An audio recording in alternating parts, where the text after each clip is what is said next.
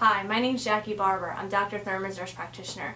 And you're watching this video because you've been recommended by Dr. James Thurmond to have a procedure called an anterior lateral lumbar interbody mechanical device placement, also known as an XLIF. The intention of this video is to briefly discuss what to expect in the preoperative phase, the intraop phase, and the postoperative phase. It's also intended to answer many of the questions that you may have regarding your surgery. During the last office visit, Dr. Thurmond and I discussed the risks regarding your surgery.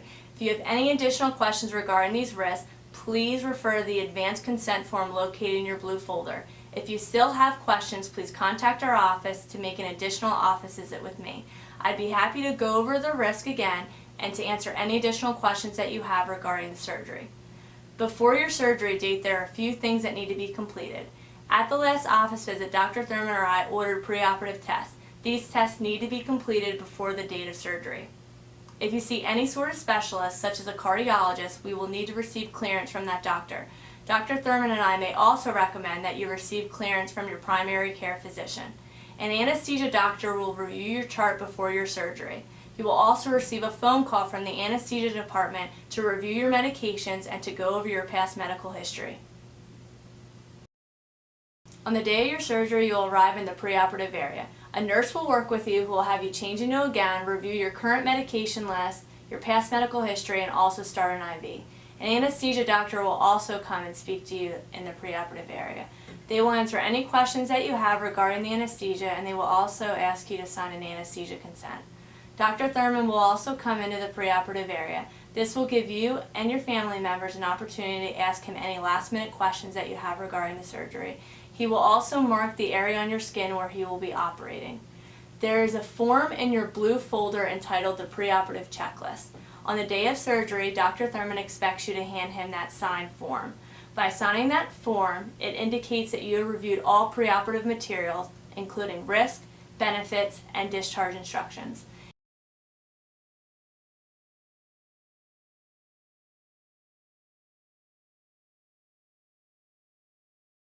Once it is time for your surgery, you'll be wheeled into the operating room via stretcher.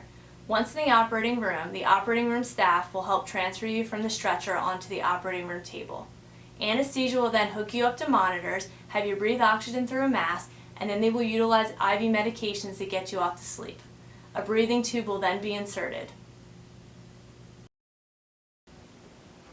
The nurse in the room will insert a Foley catheter into your bladder.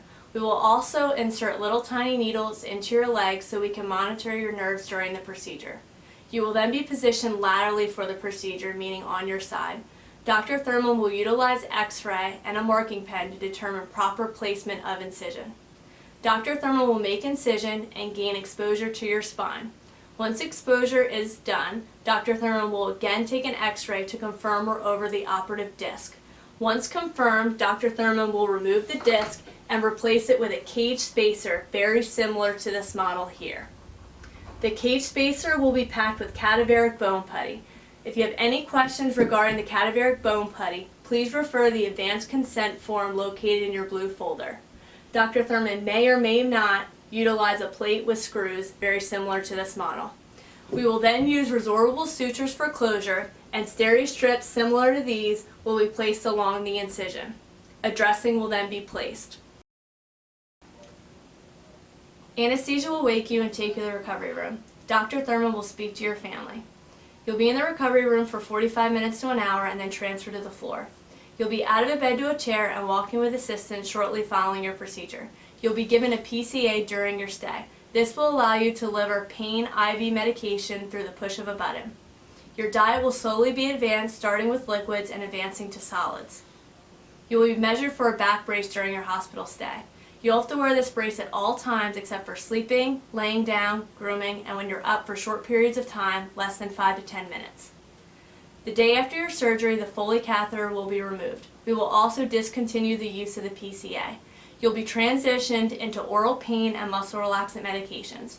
Physical therapy will evaluate you the day after surgery as well. You may be discharged home once meeting all criteria. You must be able to pee, eat, walk, and your pain must be controlled on the oral pain and muscle relaxant medications. If you had an anterior lumbar interbody fusion performed, you need to be able to pass gas before being discharged home. You do not need to have a bowel movement before being discharged. Next, I'm going to discuss the most common symptoms following your procedure. Most patients will experience back pain and numbness surrounding their incision site. You may also experience new onset or persisting symptoms. These should resolve over the next few days to weeks following your procedure. If you had a fusion performed through a lateral incision, also known as an XLIF, you may experience an abnormal sensation affecting the front of your thigh and difficulty lifting your leg located on the same side as your incision. This should also subside over the next few days to weeks following your procedure. Next, I'm going to discuss post-op care. You will be sent home on a narcotic and a muscle relaxant medication. You may also be sent home on an antibiotic. Please take the antibiotic as prescribed. In regards to the muscle relaxant and narcotic, they are both as-needed medications. You do not need to take them scheduled. We normally send patients home on Percocet for the narcotic and Soma for the muscle relaxant. In regards to your dressing, you may remove it 2 days following the procedure. Please do not remove the steri strips along the incision. Many of our patients have problems with constipation due to taking the narcotic pain medication. Please refer the discharge instructions that will give you detailed information on how to treat constipation. In regards to sex, you may resume whenever comfortable. In regards to travel, you may travel as long as you're abiding by the restrictions that Dr. Thurmond or I gave you. I will see you 7 to 10 days following your procedure for a wound check. Dr. Thurmond will see you 2 months following the procedure. If you had instrumentation placed, you may have an x-ray scheduled before your 2-month visit. Both of these visits are routine visits, and we may schedule an additional visit if necessary. If you have any additional questions, please contact our office, and I look forward to meeting you.